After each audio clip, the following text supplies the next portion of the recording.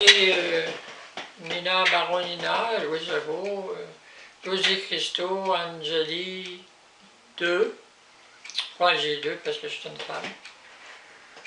Angelo, c'était probablement quelque chose qui était plus un peu masculin, mais moi je suis une femme. C'est Angélie 2. Puis Vatsada, ben, c'est parce que j'étais la première supposément déesse, mais ça, c'est pas si grand que ça, c'est quelque chose de petit ça. Les mondes sont tellement infiniment grands.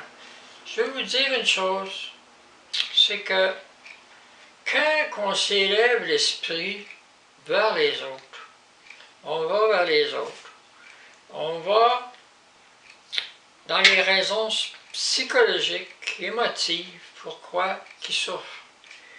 Pourquoi, qu'est-ce qu'on peut faire pour les aider, leur donner des outils. Il ne faut pas faire tout à leur place, non.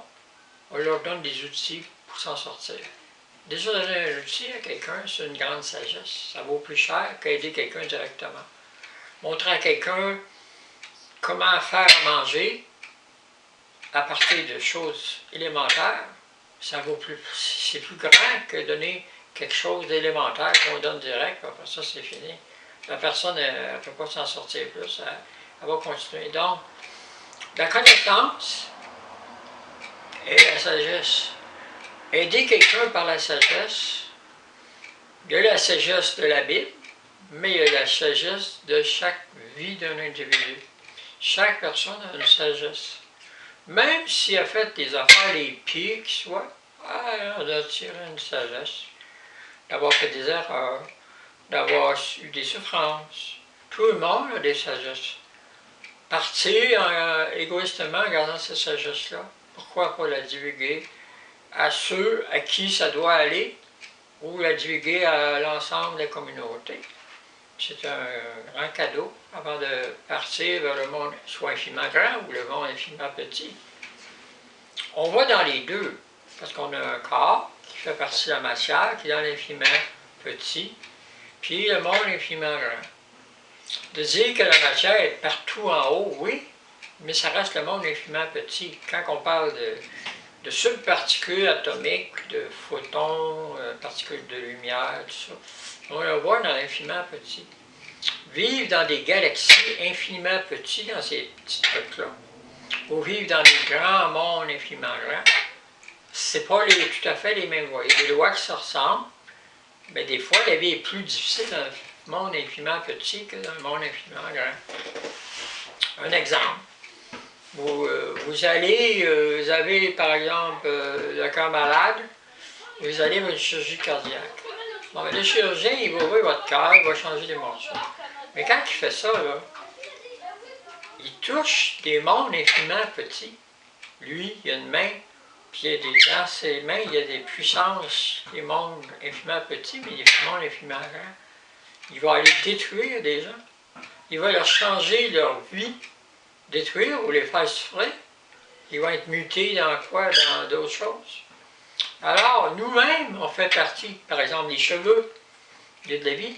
Si dans chaque cheveu, chaque petite particule qui fait le cheveu, il y a des milliards de galaxies, puis il y a du monde qui vit là-dedans.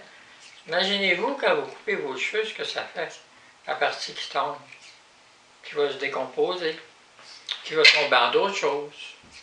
Alors, quand on meurt, on s'en va dans les mondes infiniment petits. Mais si on est plus dans l'infiniment grand va, comme par exemple, anesthésier le monde infiniment petit. On va moins souffrir là-dedans. On va vivre plus dans l'infiniment. On va plus canaliser le monde infiniment grand.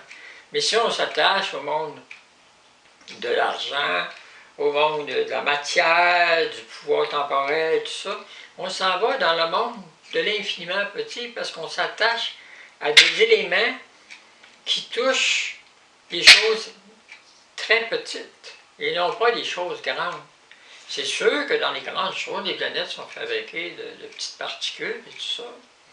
Mais encore là, est-ce que la Terre, c'était par exemple un individu qui s'est révolté contre toutes ces puissances-là, puis qu'on l'a multiplié sur lui-même, on en a fait des clones, puis on l'a cloné sur lui-même, puis on a tout muté ça pour que ça fasse ça tourne à l'entour du soleil, puis que ça fasse la Terre.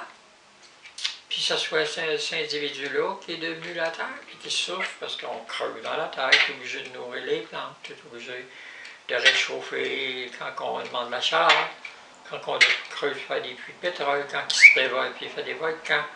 Donc, la Terre elle-même est vivante. On dit la Terre c'est une mère, ça peut être une femme, mais la Terre souffre. La Lune, on dit qu'il n'y a pas de vie. Il peut y avoir une vie intérieure. Il n'y a jamais personne qui est allé au centre avec des scanners, on ne peut pas tout savoir. Il peut y avoir des mondes dans d'autres dimensions. La Lune peut être dans une autre dimension habitée. Elle est tout près d'ici. Ils changent de dimension, puis ils s'en viennent ici. Puis c'est des gens qui viennent de la Lune. Dans l'esprit, si tu es capable de changer ton esprit, tu peux changer ton corps par ton esprit, tu peux changer de dimension facilement. Il y en a qui sont capables, par l'esprit, changer de dimension. Ils changent. Comme on change une télévision de station. Alors, je vous laisse avec ça aujourd'hui. Alors, je demande à Dieu de tous les mondes d'en haut, et le Dieu de la terre, et à Jésus-Christ de la terre, de bénir tous ceux qui sont sur la terre, ceux qui souffrent, de leur enlever leur souffrance, leur montrer des chemins pour éviter un peu la souffrance, pour faire souffrir. Puis ceux qui sont obligés de souffrir, ben, leur donner la force de passer à travers. Alors, c'est ça, je demande à Dieu de vous bénir tous.